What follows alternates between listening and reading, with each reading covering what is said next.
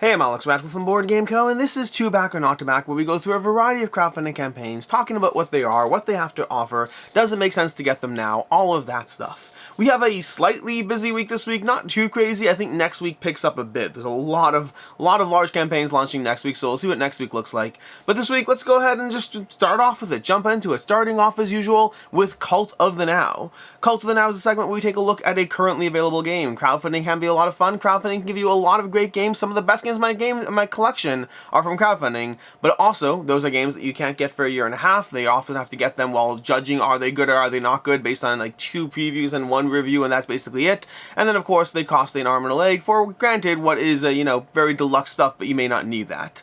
Cult of the Now is a reminder you can go ahead and get great things, well, now. You can get them with reviews, with options, all of those things, and without spending an arm and a leg. And in this case, Sweet Mess you can go ahead and get on Miniature Market for $48. This one was actually a crowdfunding campaign that if you backed it, you were definitely on for a journey, and until Fantasia Games came in and rescued it. This project was looking like it was never going to be completed, but you can go ahead and skip all of that drama by buying these things on retail right now. And with that, let's go ahead and dive into the rest of the video, but first, coffee. It is early morning for me. Starting off as usual, the disclaimer that I do work for GameFound. Please take that into account as we go through the rest of this video. I've been doing this crowdfunding series, To Back and Not to Back, for around 4 years, working for GameFound for a little over a year, but take all of that into account and any potential biases. And let's go ahead and start off with Board Game Adjacent. We have The Winter King, the role-playing game. We actually have 2 role-playing games to go over today. I'm not going to be diving into these very deeply in general with role-playing games. I just kind of tell you that they exist because that's all I really know about them. But we have The Winter King, the role-playing game from Shadowlands, launching on GameFound over here. This one is a role-playing game, and it's, I mean, for whatever it's worth, this isn't our Ethereal universe, which I do find fun because we also have another role-playing game. We have Tainted Grail TTRPG, Song of a Dying World is the other role-playing game. At €242,000, 1,900 backers. This one I can tell you a drop more about just because, well, 2 things. First of all, Board Game Co. is doing paid content on this game, but then also, additionally, because it's in the Tainted Grail universe. So this is going to take place in the Tainted Grail universe. In fact, there actually is a little optional buy, a little buy somewhere on the page over here where you can buy 5 additional characters, not just for this game, but for the board game as well, for Fall of Avalon, and I believe they're trying to make it compatible for, Kings of Ruin as well, so they're giving you those options. Past that, it's an RPG that I think I might be playing tonight, but I'm not running it, so I got very little information for you, past the fact that I'll be playing through this RPG tonight, and we'll talk more about that, I guess, that experience some other time. But that's anyway, that is going to be Tainted Grail TTRPG, Song of a Dying World, doing fairly well, but in the Tainted Grail universe, in case you are a Tainted Grail fan. Moving on to Board Game Adjacent in the accessories category. We have Diceomatic Retro Dice Spinner, patent pending. 7,800 backers, nearly $1 million raised. This is coming to you from Tanner Yarrow, who has done things like the coin flip, the foldable table. He does a lot of these interesting things in the board game or tabletop world. And this is a dice spinner. A dice spinner where you go ahead and hit the little ratchet, and it just it spins using gears, giving you whatever dice you want as far as, they have D20, they have D6, they have D4. They have all these different options with different designs. They also have one of those, oh my gosh, Zoltar. They have Zoltar as well as far as a little dice spinner. It's going to give you yes, no, maybe, probably not. Basically, a magic 8-ball, but with a Zoltar kind of approach to it. In terms of a dice spinner option, like, whatever, ask it a question, get an answer situation. They have a bunch of designs to go ahead and look at if you want them. They're going to run you a little bit to get them, but they are very cool looking in case you're interested in this. This is going to be the Retro Dice Spinner, doing fairly well overall. His campaigns do tremendously well. He's built up quite an audience for people who are interested in the various little gizmos and gadgets that he puts together. Then we're not done yet, we have Dice Tomes, Volume 3. 453 backers, $41,000 raised. Dice Tomes are there for you if you want, well, a tome of dice. This is going to give you an RPG set of dice. A basic set, I believe there's 3d6 and then one of each of the other Ds, I believe, if I recall correctly. I think that was the distribution. But either way, they're going to give you a little container full of dice with different designs on them, different themes to who the characters are, as well as, well, the dice, and a coin. There's a coin too, that's what it was. There's also a coin in those sets. So if you're interested in any of this, if you're interested in kind of and it's a dice tray too. It's not just a tome to store your dice, but it's also a dice tray where you can go ahead and roll your dice into the tome. They already have a bunch of these. I think they have, is it 6 or 8?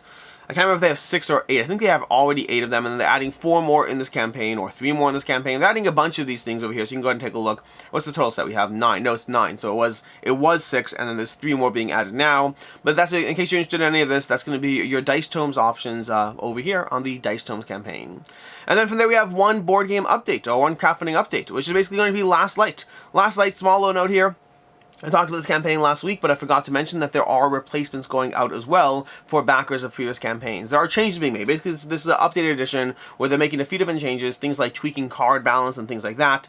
They're also tweaking the color of the orange dice, or the orange faction. Basically, if you went to the game, if you got the game the first time around, or if you saw my unboxing, the orange and yellow from the original faction are different over here. So, I mean, well, not different. They are too similar. So the original yellow and the original orange were these similar, and if you're looking at different opponents of miniatures on the table, it was very hard to tell apart. They are changing the tone of color so that you can have a much stronger difference on the ships. That's something that does look like it's going to be true to the second edition, or in a replacement pack. You have to pay for that. But there are other upgrades that you're going to be getting. If I can find this little thing over here, there's somewhere here there was an upgrade telling you what you get. But they have a bunch of other, I don't remember exactly where it was, but they have a bunch of other updates on the campaign of things they are replacing for you. You know, things like the various planetary pieces that were the bonus ones, or maybe some cards. I can't remember all the things that they are replacing, but they are giving out replacement packs if you back this game as one of the levels over there. You are going to get replacement packs if you have the original first edition. You can submit for a replacement pack. Was it an add-on?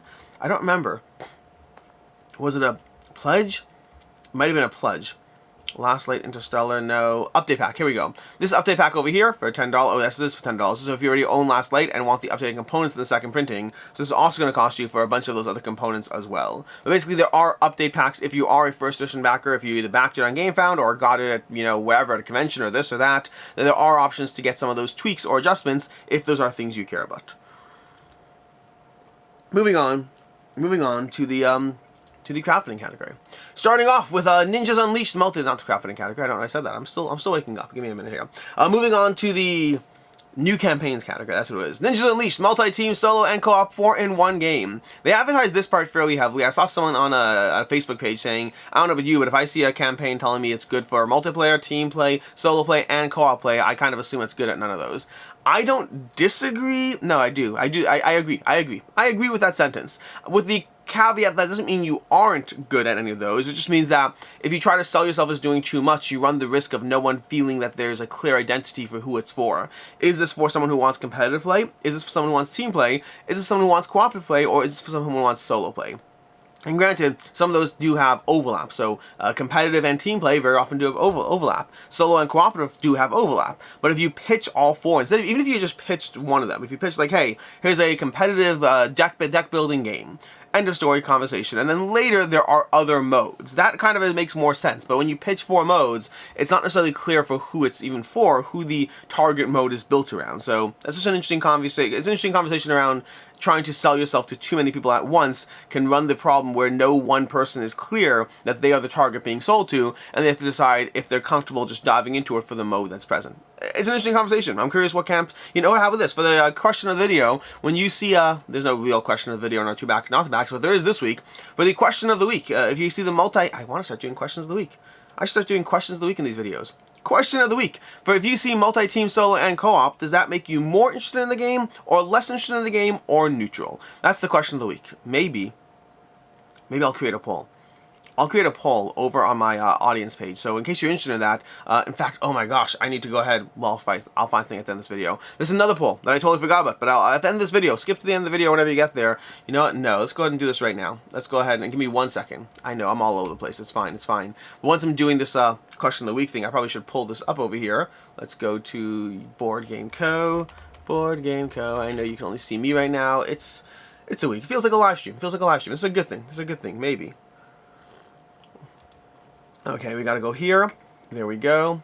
Okay, so we go back to that ninja game, and we go back to our screen over here. So if you go to Board Game Co. and you go to the community page over here, there's currently a poll. Okay, the poll is to go ahead and vote on this guy. This guy's gonna be Fish Street Masters, which is coming up soon. Next week is coming up. But if you want to be a part of naming this character, go ahead and submit your answer on this poll. It's going to take you to Google Forms, and just go ahead and choose your answer from the various 6 answers that are present on that page. I will say, whoever wins the poll does not mean that that's the name of the Street Master's character. It means that that's going to be one of the names that Steamforged submits or puts together from a variety of content creators into their crowdfunding campaign when they give a general poll to their audience who you want the character's name to be. So effectively, a bunch of creators are submitting a single name based on how they poll their audience or how they gather names name from their audience, and then Steamforge is going to select those 4 or 5, whatever number of names, and pull their audience doing the campaign. So I guess if you want a chance of being the one to have an impact in naming this character, that's available, and this will be available for the next day or so. That's why this is here.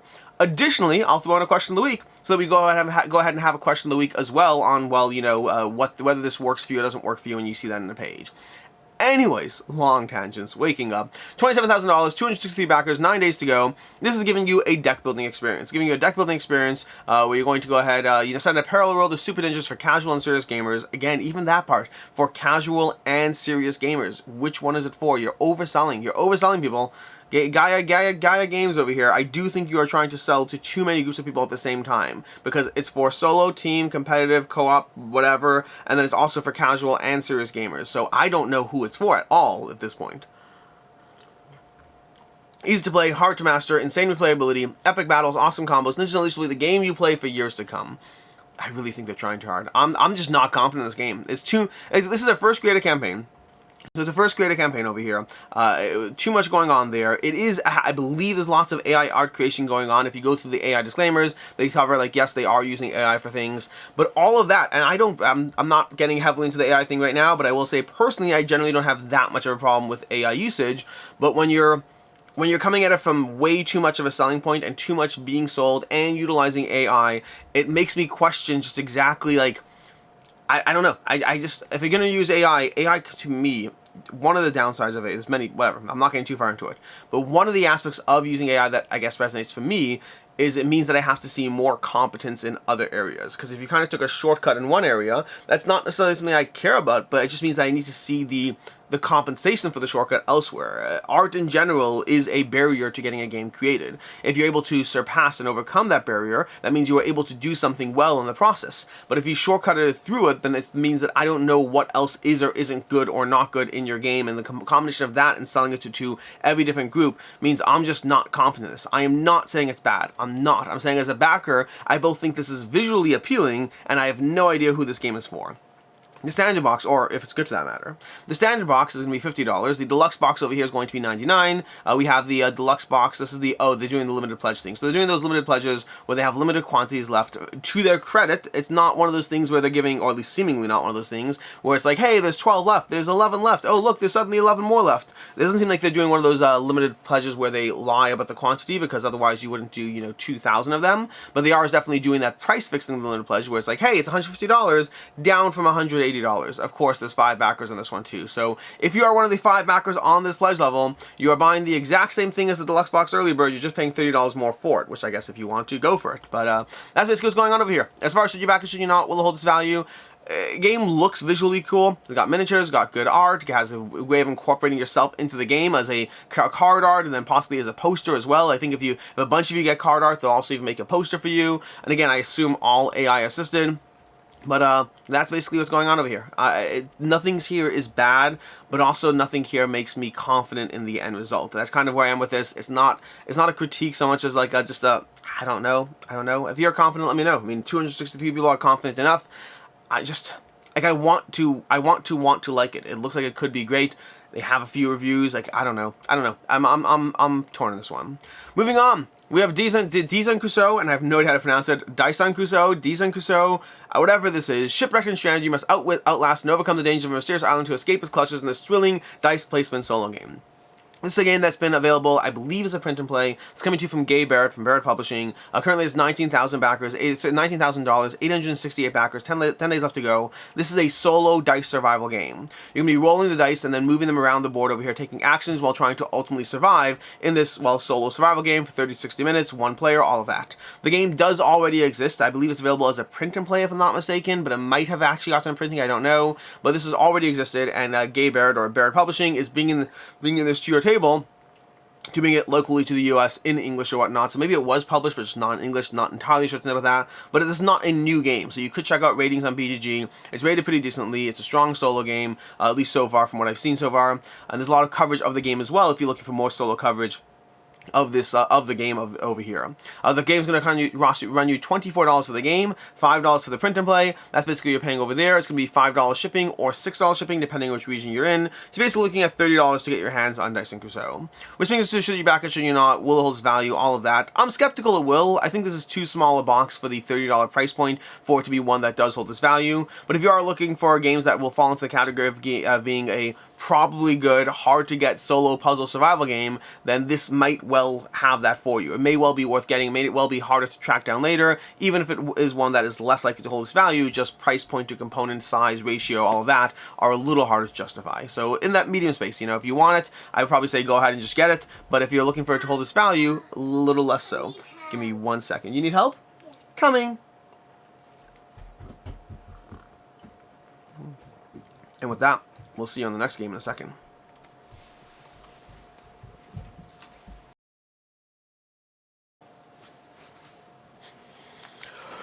Anyways, now that that's been solved, let's go ahead to the next game, which is going to be Sea Dragons. Sea Dragons coming to you from Draco Stable, which is a combination of Draco Studios and Detestable Games. But Draco Stable is going to be 759 backers, 760 backers, $33,000 raised. This is bringing a polyomino game, so it's another instance of bringing a, you know, a game that's been available internationally to the English market. This is going to be Sea Dragons, a polyomino placement game from Simone Luciani, Pinish Achter, and Yaniv Kahana. And it's going to be bringing you a polyomino dragon, sea dragon placement. Basically, in the game, you're going to be playing cards that have polyomino shapes in them in order to place little polyomino placed dragons onto the board in a way that's going to have both an area control puzzle for the endgame scoring, in terms of placement on the different quadrants of the board, as well as having you gather various pirate ships that you, you know, I assume swallow, destroy, whatever it is, and trade those in for various cards, these wanted cards that have you turning in, like, you know, various colored ships that you've destroyed and conquered and all that, to be able to get point bonuses as well as other bonuses in the game. So ultimately, play a card, place down polyomino pieces, potentially gather gold depending on who you're adjacent to, and try to score as many points in the game. That's basically what this is. A light, accessible polyomino placement game.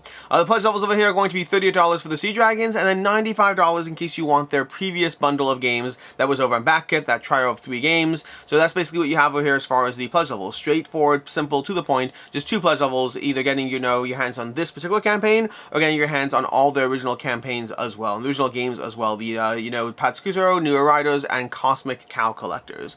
As far as should you back or should you not, will it hold its value? The price point just makes it a little harder. Once you have the shipping over here, so you're looking at basically paying $38 plus the shipping, so you're looking at a minimum of $47 to get your hand on this game, which means I do believe this is one that will be cheaper in retail, assuming of course it comes to retail. I will say the campaign's doing well, but not necessarily, oh my gosh, amazingly well. So, you know, 760 backers, that might be enough to have a retail presence to show up in your miniature market, game nerds, wherever it is. But I would say this one is less likely to hold its value given the price point plus shipping for the game, what you're getting out of it, and then the potential down the road aspect. So if you're interested in supporting the creator, bringing the project to life, getting it early, all those things are good reasons to back, but I am skeptical this is one that will hold its value. Moving on, we have Ludos, the Ancient Games Collection. The Asia box of this. They say that because it's going to be 4 boxes, I believe. There are 4 boxes, each containing 4 boxes. This campaign is just for the Ludos Asia box, for the first of the 4 boxes that contains 4 boxes. That's going to be confusing. That concept is confusing. To be very clear, you are getting 4 games in this campaign, but this whole campaign will eventually consist of 16 games, 4 boxes of 4 boxes. You're getting the first of 4 boxes that does have 4 boxes. I know I just explained the whole thing. I still think that people are going to get that wrong. Anyways, 2,600 backers over here, $99,000 raised, 10 days to go, and this campaign is preserving the games of the past to the generations of the future. And these games, by the way, like, I've played some of these games. I don't know about you. I should have 2 questions of the week. We're not going to, though. But I don't know about you, but I grew up with this book, this games book that had a bunch of, I don't know, like 20 or so games, anything from 9 Men's Morris, to chess, to checkers, to 3D checkers, to a whole bunch of games of solitaire. It was a bunch of like little cubes, like Go, it had Go as well, a mini version of Go, and a bunch of little cubes that you would put down onto various spots on the board, and they had a bunch of tactical abstract games utilizing those little, like, you know, beads, or black and white beads. And I had a bunch of these games, because this game collection has 4 games for you. We have Asama Shogi, which is one of the games that I did play growing up in that little book, where you'd have to try to encircle people with your black or white beads, trying to basically it's effectively chess, but where you're trying to pincer movement other players into defeat. You have Jarmo, which I don't believe I had this one in the book. We have Bakal, which I think I had a version of Bakal that was not actually this game, but similar one. There was like the Pirates versus the Volga Bulgas. I know that sounds like a strange sentence to say, but like it does feel like it was similar to but the Pirates versus the Volgabogas was like you had two little discs that had to outmaneuver and outpace a larger grouping that had more volume, more quantity, but not more quality. That is basically two strong characters versus a bunch of weaker characters. And this over here, you have 4 tigers versus a herd of 20 goats. So a similar kind of concept. I haven't checked fully into the gameplay to see if it's compatible or similar enough, but it seems similar. And then we have Yut over here as well, which is, you know, this is like the 4th game over here in this series, which is very different from any of the ones I played. But anyways, basically it's four games in a box. For $1, you can get the pay what you want over here, which their last campaign had an average of $9.80 per pay what you want. But this is basically saying, hey, pay what you want, but give us whatever price you want. It could be $1, it could be $17, and you'll go ahead and get one of these games in a bag. And then from there, you also have the print and play collection, and then the full Ludos Asia Deluxe collection for $39 to get all 4 games over here. And this coming to you from Lemery Games, who have done Chili Mafia and, oh my gosh, I'm blanking on the other one. They had another temple game that I can't remember the name of offhand. But anyways, that's going to be this set over here. They're also going to be, I believe they're donating a set or something like that. In some way, shape, or form, they're donating a set for every 2 sets sold. So for every 2 of the full sets that are sold, I think they're donating a set themselves to like a school or something. I'm not entirely sure where it goes. I have to like pull that up. That's basically what we have as far as the Ancient Games collection. As far as should you back or should you not, will it hold its value? Again, skeptical it will. In general, these small box games generally have a hard time holding their value, but same idea as before. If you're interested in it, you know, we have 2,600 backers, which is a decent amount, so there could be a secondary market in this one, but if you are interested in this one, you can go ahead and support the creators, but it's one that I think is less likely to hold its value overall. Moving on, we have Aeon's and the Descent. Aeon's and the Descent coming to you from Indie Boards and Cards. They're like, I don't know, 8th campaign or not in the Aeon's End universe. We have $286,000 raised, 2,000 backers. Aeon's End the Descent is going to be bringing you more Aeon's End content. So you can have more sets to Aeon's End. And Aeon's End, if you don't know, is a cooperative deck builder game in which 1 to 4 players are going to be working together to take down whatever boss you choose to fight against with whatever fixed card market you are working with the various characters that you are playing as and the various abilities you're going to unlock and develop throughout the course of the game. But Aeon's End is basically cooperative fixed market deck building where you try to take down a boss. It spawned its own little sub-game as well, but Aeon's End is the larger, more popular one, been around for quite some time, and a very, very popular game, and one that Indie Boards and Cards tends to bring back to crowdfunding every year and a half with new content, new lines, new games, new expansions, and all of that. To that end, we have some new products over here. We have Aeon's End the Descent, a new narrative, 4 new nemesis, and 6 new mages, plus 4 friends and foes with over 400 cards. We have includes 2 new small box expansions, and I believe the friends and foes is something that's new for we have friends and foes modules designed by David Terzi, which is giving you a new module for giving you allies to yourself and to the enemies as well. The nemesis also adds a foe to the game. For every game, including a friend, the nemesis adds a foe. So there's a little bit of balancing factor as to this new challenge that can be added to existing content as well. So you have 4 friends and foes, over 400 cards, includes 2 new small box expansions when you back this project. So you have the Abyss and you have the Caverns as part of the new content, and there's more new content as well. So we have the add-ons. We have the Tales of Old Gravehold over here, the 2 new narrative expedition booklets to use the original Aeon's End. We have the Descent playmat, the Wave 8 accessory back, and the Aeon's End card sleeves over here. Then you also have, we continue scrolling down past the, we have our friends, we have our foes, we have our new mages, our new nemesis over here. We have the various card decks over here that'll be added. And then we have the Caverns expansion over here, which brings you 2 new mages, 1 new friend, 1 new nemesis, 1 new foe, and 90 new cards. So again, continue to add to your friends and foes, new content in general. And then we have Tales of Old Gravehold, which I think we already covered this one. No, Tales of Old Gravehold is not. This one we have as well. Another new mage, 2 new player cards, and 2 new expedition booklets. Or maybe we did. This is the one we did cover already. That is one of them. And that's basically what we have as far as these options over here. For we have the Fate's Edge Pledge is going to be $69. Just the new stuff, which is bringing you all of the new content plus the playmat and accessory pack for $124. And then something that Indie Boards and Cards tends to do with this game is they do wave content. So you can go ahead and back the new content plus additional waves. And waves are where you go ahead and select any number of waves. So let's say you do the Fountain of Elements of $400, you get the new stuff plus 5 waves worth of content. And these are the waves. So you have 1, 2, 3, 4, 5, 6, 7 waves. So that means, yeah, 7 is the maximum you can get over here. So we have 7 possible waves of content.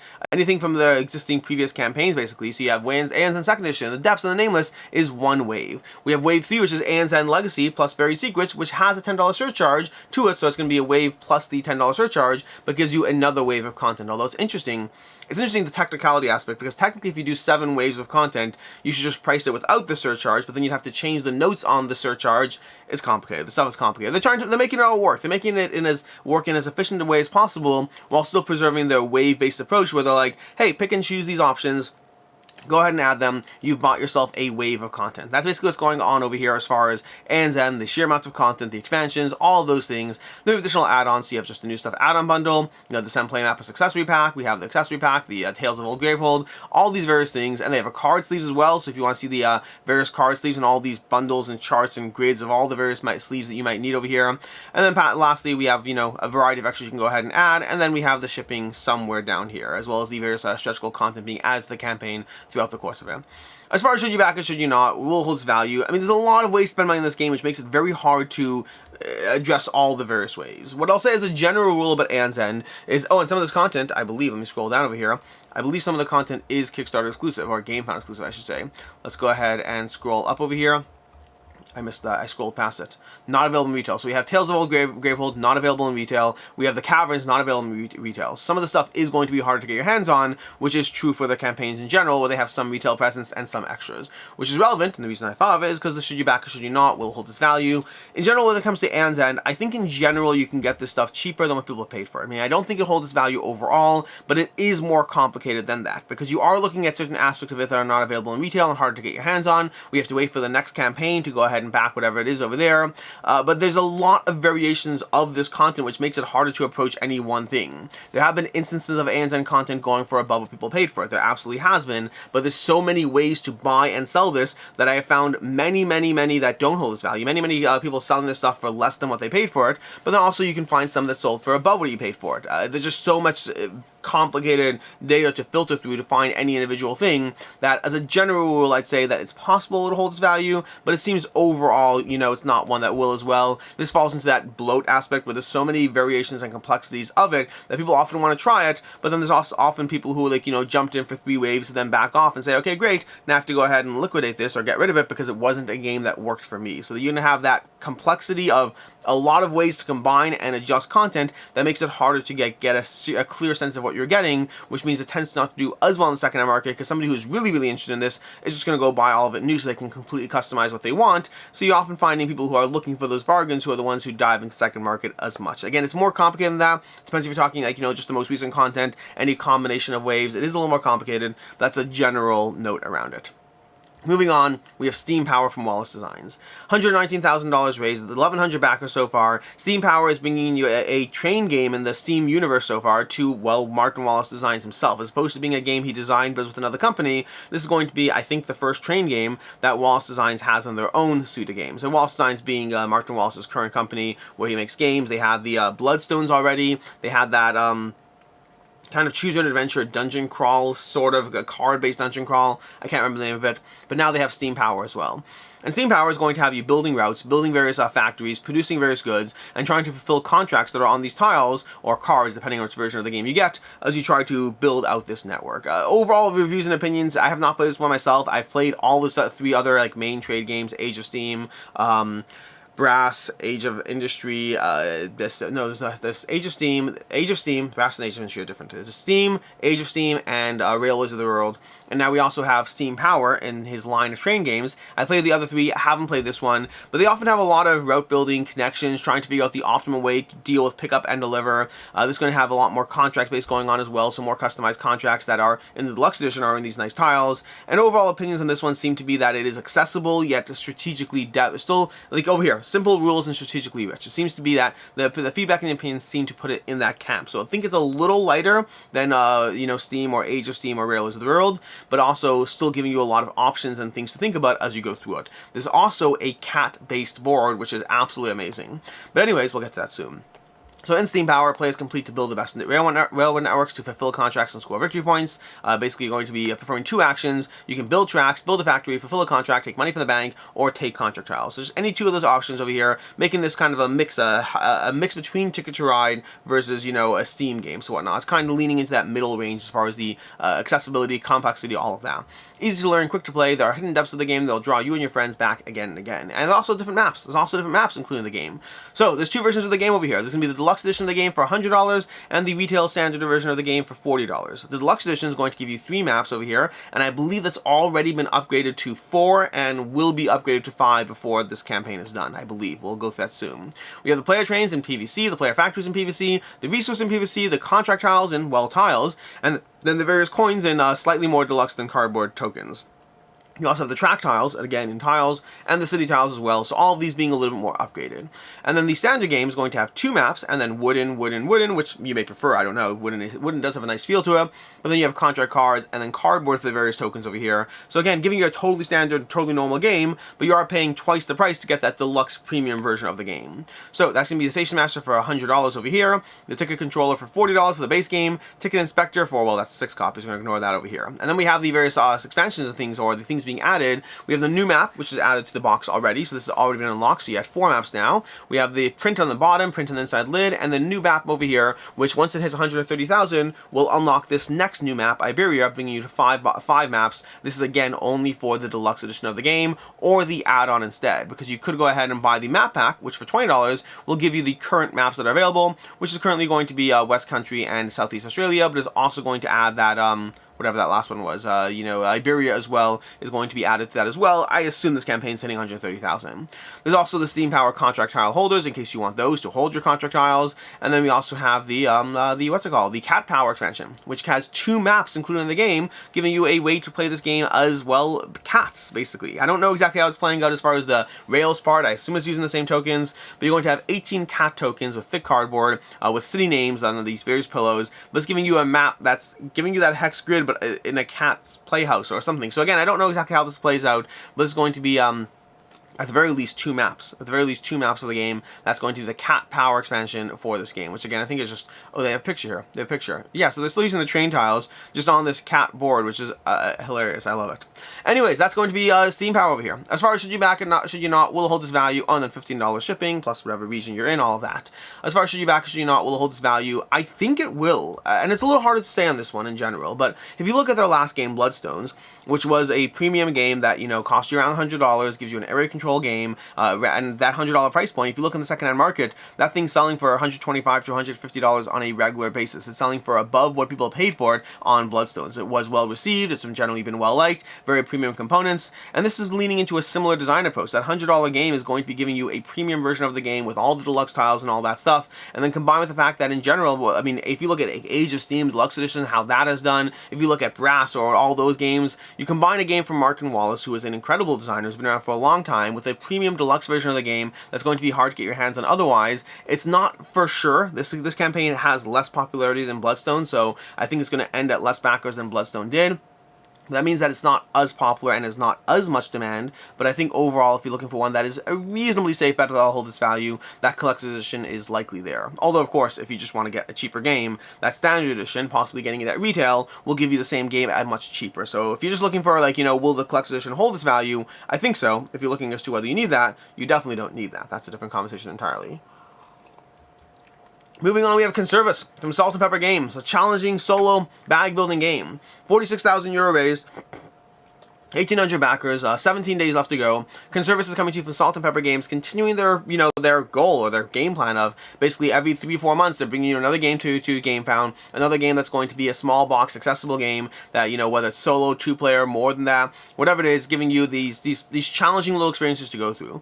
And in the case of Conservas, you're juggling, trying to, fish effectively while trying to keep everything, sustainable and all that as you go through this over here, developing your various boats you have, your various shipping lines and fleets and all that, the various characters and boat cards and all those things you're going to be having as you try to achieve victory in this game while trying to balance different things. And it's mostly a bag building game, so you're going to be pulling 5 tokens in the bag, placing them on the boat, so moving the boats around, trying to collect them, dealing with trying to earn money by delivering the tokens, all of that stuff over here as you try to juggle the bag, juggle the game, juggle the sustainability aspects in this game. That's going to be Conservas. I highly recommend checking out this review from Thinker Themer, Turning the Tide. Conservas has Amy playing solo if you want some full coverage of the game. But yeah, as far as the should you back or should you not, will hold its value. The tricky part is basically shipping. That's the tricky part on this campaign, because it's going to be 23 euro for the game over here. But if we scroll down to shipping's going to run you over here. We have 14 euro to get it to USA over here, which just puts it at a price point that right now your options are getting the game over here, or alternatively trying to pick it up at 25th Century down the road. 25th Century Games in general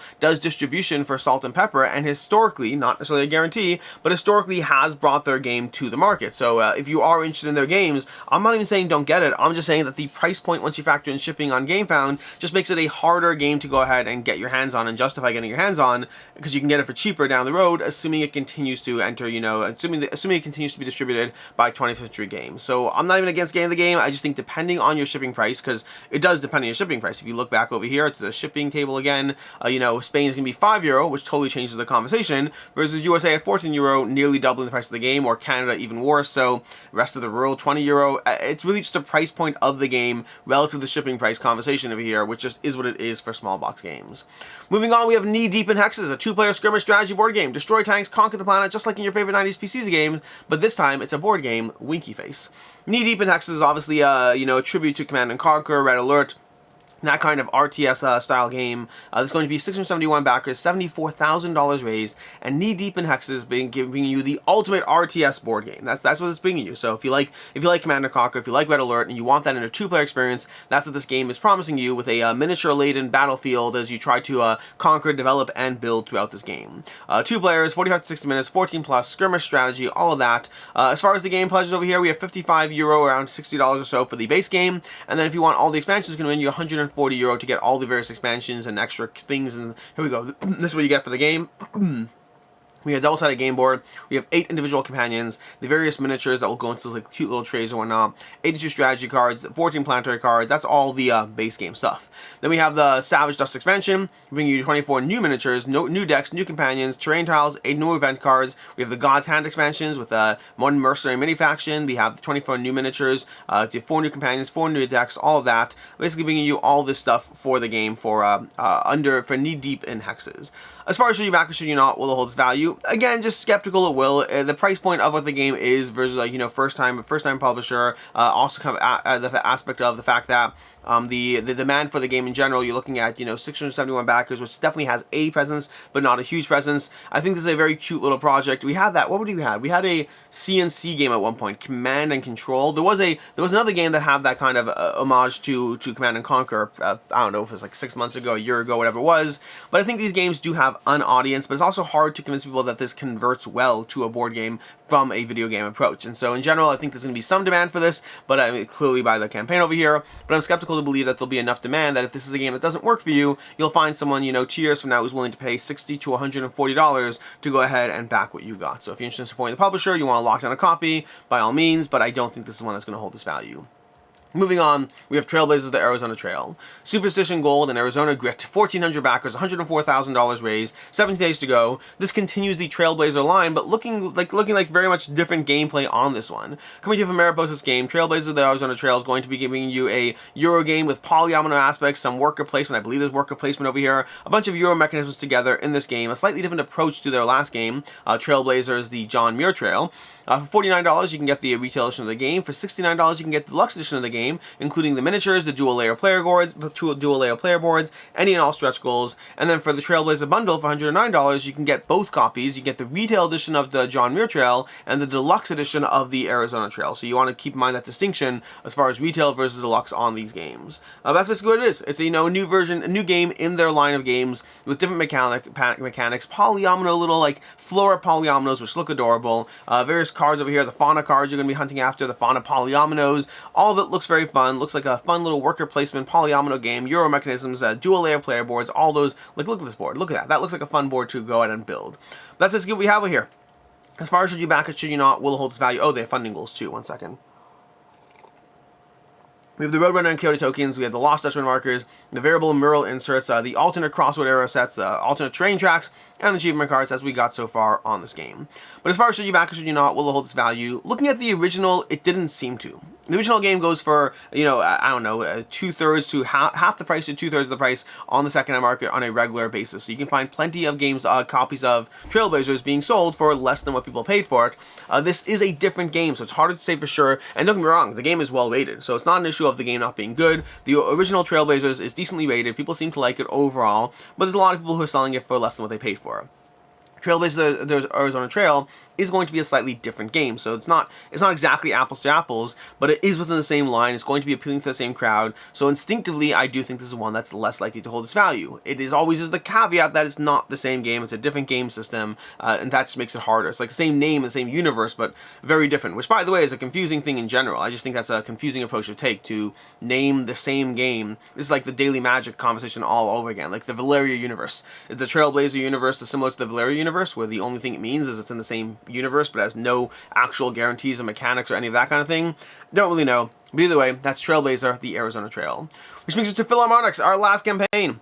Philharmonix Space Orchestra Management Board Game. 1,000 backers, $84,000 raised, 20 days to go. This is bringing you a unique 1 to 4 player worker placement game, although it's interesting because it is a worker placement game, but I don't mentally think of it quite as much of a worker placement game. There's an interesting puzzle here as far as how the game operates, where basically you're trying to put on these space operas, which means you're trying to gather equipment, you're trying to gather, you know, the various people in your orchestra who are going to sing at the various levels and notes. You're trying to gather bonus tiles to make it so that when you do perform, it has different advantages for you. You're trying to wander across the galaxy to find someone who wants to hear your particular pitch and treble of the things that you're good at singing, and you're doing all of that by trying to manage this action chart over here on the sideboard, which has a variable degree of the strength of the action and placing workers in those spots to jump around. So there's like worker placement, but if I recall correctly, it's been a while since I played it, but if I recall correctly, you have a single worker, and you're going to like bump that worker at times, or be jumping around trying to, like, you know, choose these various actions from 6 spots. So definite worker placement, but doesn't necessarily feel as much like a worker. I would say it feels more like action selection with a small hint of worker placement to it, and a lot of managing of your resources.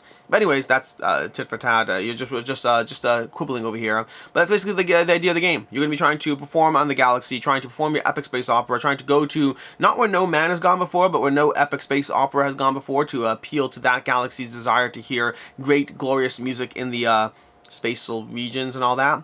That's basically what Philharmonix is. It's a Euro optimization game of action selection, of trying to manage your various economies and trying to figure out what pathway forward is going to give you the most points as you juggle with the various spots on the board, the various spots where people want to hear music, and the various upgrades you're gathering along the way.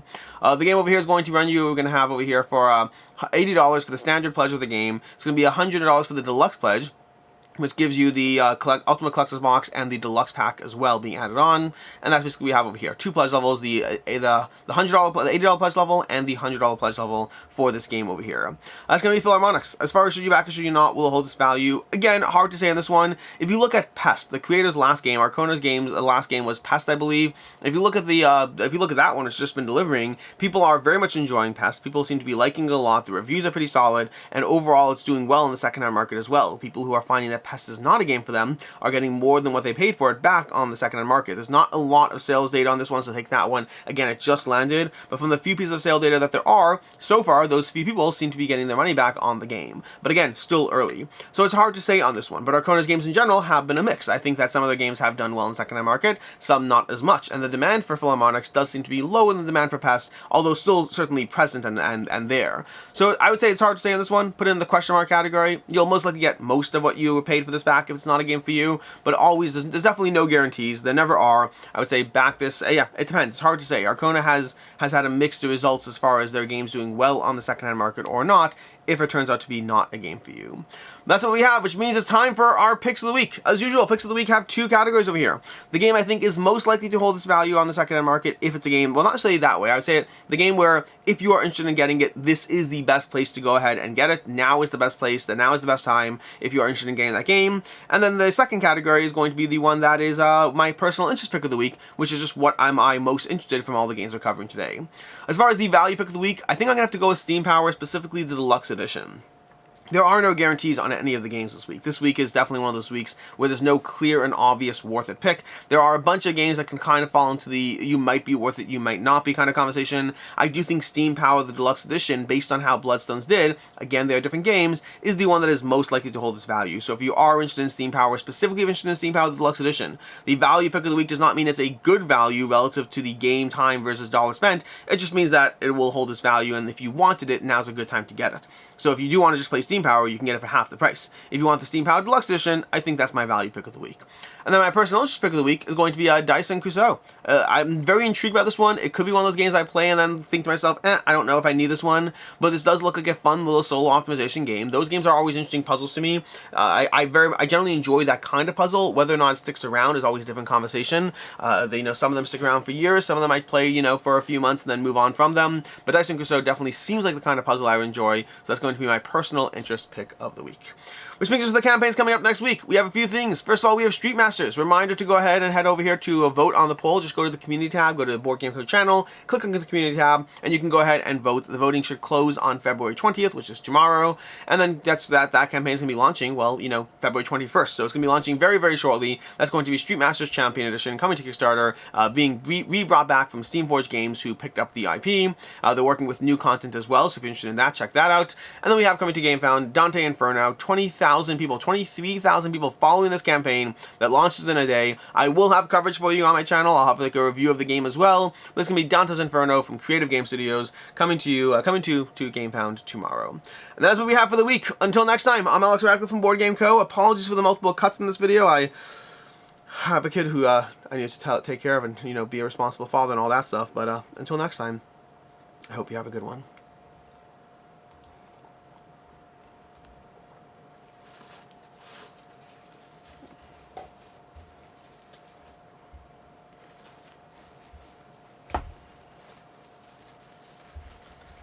So I know normally this is the part of the week where I have like a joke, but the problem is I forgot to prepare a joke for you. And I do have a bunch of jokes about unemployed people, but unfortunately none of them work.